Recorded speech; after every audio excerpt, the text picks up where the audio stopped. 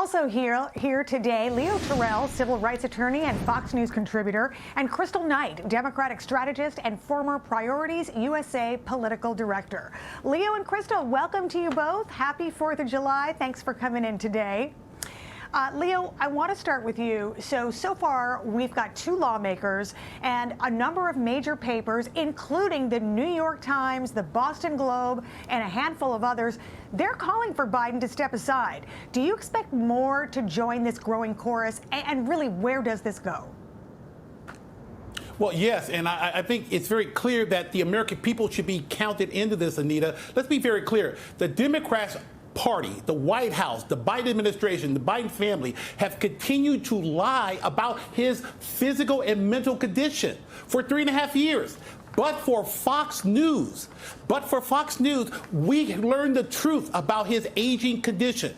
And what they're trying to do is conceal it. They're trying to continue to lie about it. It's not going to work. Everyone in this country knows the aging process.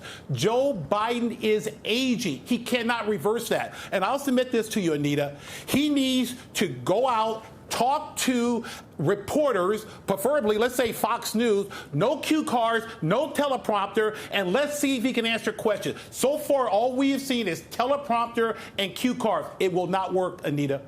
Yeah, well, we'd love to have him here at Fox News. You know, Leo, there's a handful of reporters and hosts that would interview him anytime, any place, right?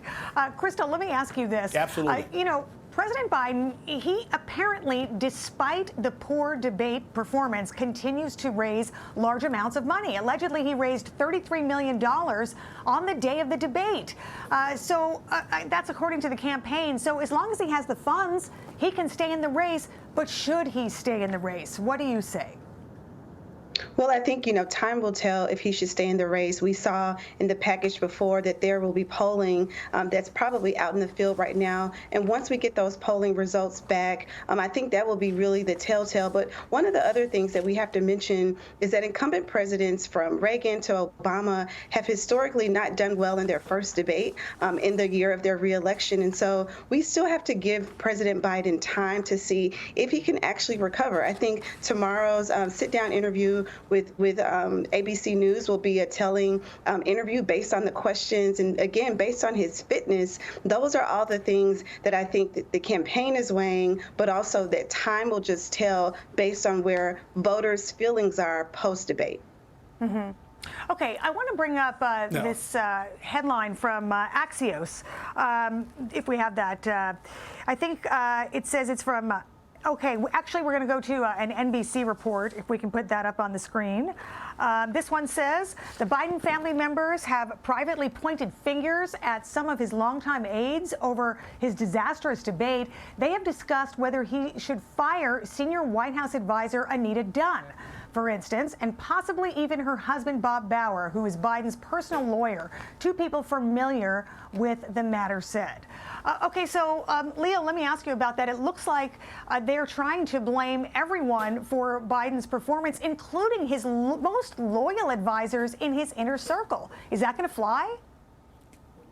No, Anita, because it's not true. Joe Biden is the problem. Joe Biden is cognitively declining.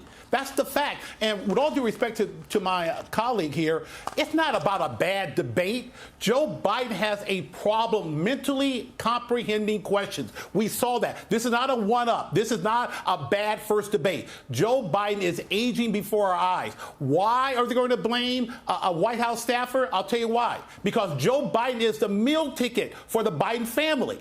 He makes the money for Hunter Biden and the family. They do not want to give up power and control, Anita. That's the problem. Power and control is the drug that is keeping Biden in office right now. Not what's in the best interest of America, but his continuation in the office is putting America in harm's way. Well, and Kristal, I mean, for the Democratic Party, this is really all about, is President Biden the one to beat President Trump, former President Trump? And for that, I want to listen to Joy Reid from MSNBC. Let's listen to what she has to say about that. Sure. Democrats are the anxiety people. They're always freaking out and assuming they're going to lose. They are also a normal political party. And debating whether an elderly president is the right choice to beat American Hitler is unsurprising and honestly pretty politically healthy. Okay, so I'm not sure about that American Hitler comment, but let me ask you, I mean, that's the debate going on, right? No matter what Biden's troubles are, they're thinking about, is he the best person to beat Donald Trump? What do you think about that? Well, I think that what the party is doing.